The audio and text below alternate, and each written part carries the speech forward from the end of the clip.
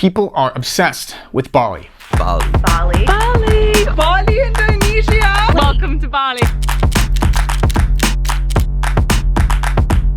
Bali. Bali. Hello to Bali. Bali. Here in Bali. I'm in Bali.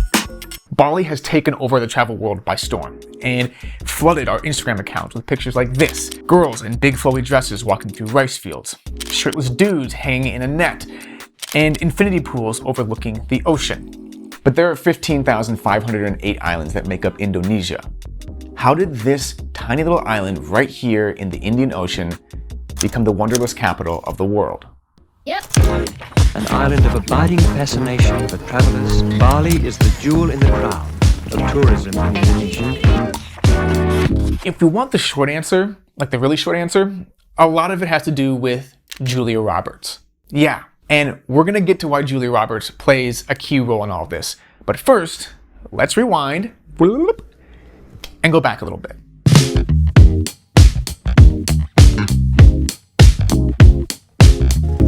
Now, from what I can tell, Bali really didn't hit the international travel map until the early 1930s, when several influential people visited the island, including the famous British film star Charlie Chaplin, who shot these really incredible home movies that you're seeing now.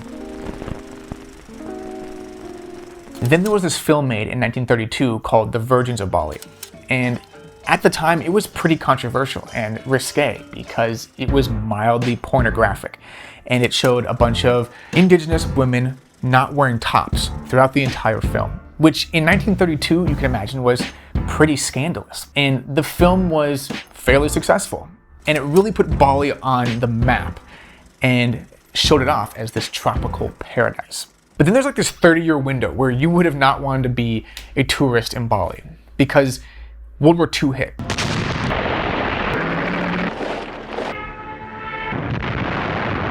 Japan took over the island and occupied it for pretty much the entire war, and they were not very nice. Then immediately afterwards, Indonesia fought with the Dutch to gain their independence. Then in the 1960s, a volcano erupted and killed thousands of people.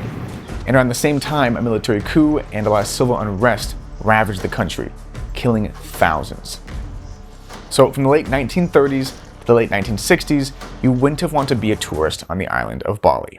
Not to mention it wasn't particularly easy to get to the island. But all of that changed when the 1970s hit. They built their first international airport, and that got the ball rolling in bringing tourists back to the island. And in the beginning, it was mainly surfers and backpackers in the 70s and early 80s. But as time went on, more traditional tourists with their big cameras and appetites for souvenirs started to discover the island. But then the 2000s hit. 3, 2, 1, happy 2000! And when it did, it changed everything. Bali's popularity skyrocketed.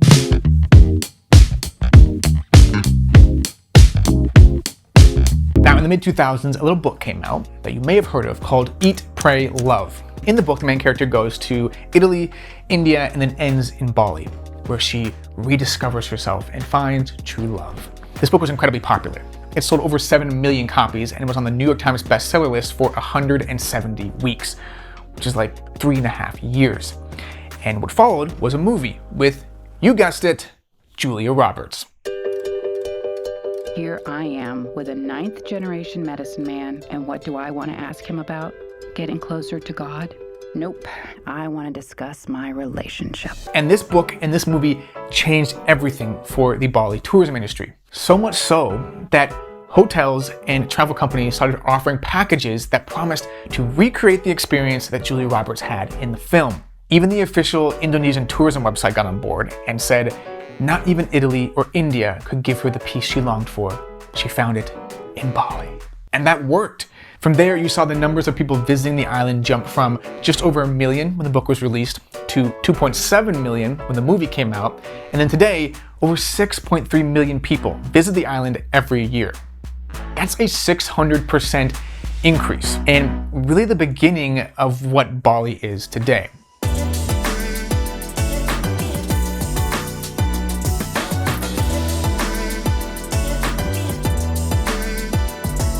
Since then, Bali has consistently been voted one of the top islands in the world.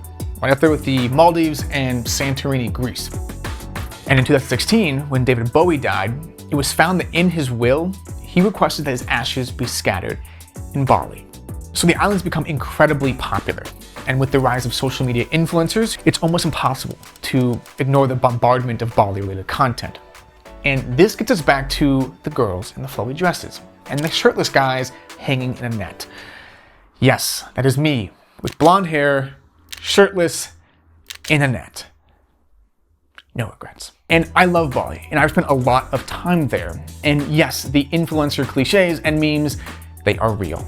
But what is the big deal with this island, especially considering there's so many amazing tropical islands out there? Why are people obsessed with this one? So much so that even famous people want to have their ashes scattered here.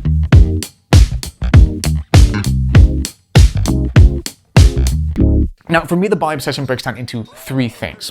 The first being the people and the culture. For context, most of Indonesia is Muslim, but the island of Bali is mainly Hindu, which means that it's a lot more accepting to things like girls in bikinis and Australians coming there on spring break looking for a good time. The overall atmosphere is a lot more liberal, and it's kind of what you want from your fun tropical vacation. On top of that, the people are incredibly nice and friendly, and every time I get there, they're always very welcoming and warm, and they make me feel safe and welcomed, and that's really appealing. Secondly, you can ball out on a budget. Some of the most incredible places I've ever stayed have been in Bali. We rented out these amazing bamboo houses, infinity pools tucked into the jungle, really trendy villas surrounded by rice fields. And if you have a few friends to split that cost between, whew, you can live like a king. They even have a name for it in Bali. It's called being a Bali millionaire. And this leads into the last and arguably the most important reason why people are obsessed with Bali. It's because of something they do better than anyone else. And that's mix this exotic, third world, naturally beautiful tropical island they have with modern luxury and some of the trendiest shops and restaurants and hotels I've ever seen. Let me put it this way. It's like if you had peanut butter over here and you're like, I like peanut butter. And then you have chocolate over here and you're like, ooh, I also like chocolate. And then you put them together and you get a Reese's peanut butter cup. And everybody loves a Reese's peanut butter cup.